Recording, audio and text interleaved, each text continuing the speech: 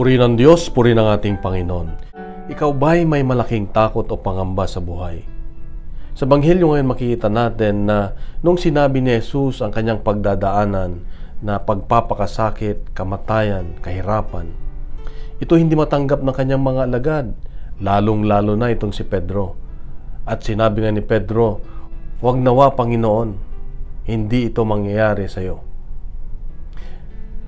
Sa Ebanghelyo ngayon ay pinapaalala muli ng Diyos na kailangan tayong maging matapang lagi, tanggapin at magkaroon ng pag-asa at pananampalataya sa ating puso.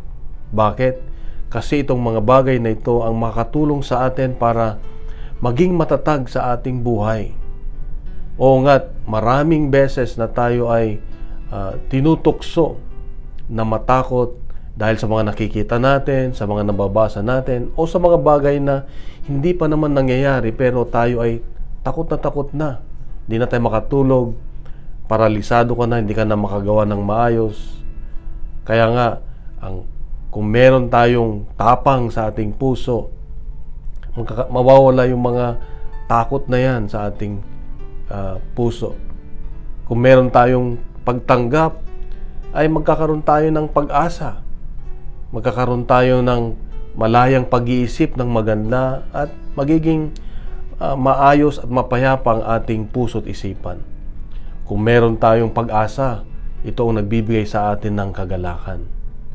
At kung meron tayong pananampalataya, ito yung magpapatatag sa ating buhay upang manampalataya at magtiwala sa Diyos. Kapatid, anuman yung mga takot mo sa iyong puso, ibigay mo sa Diyos at huwag kang mag-focus doon.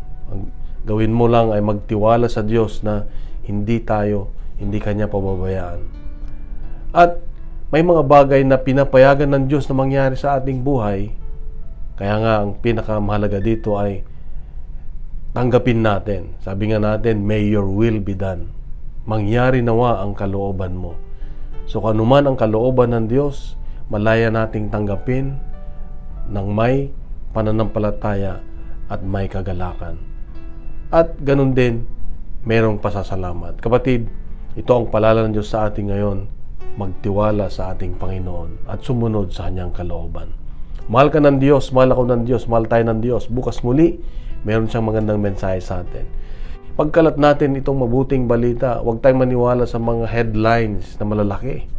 Huwag tayong maniwala sa mga fake news dahil ito ang nagpaparalisa sa atin, nagbibigay takot. Isang mapagpalang Huwebes sa ating lahat at isang God bless and God is good.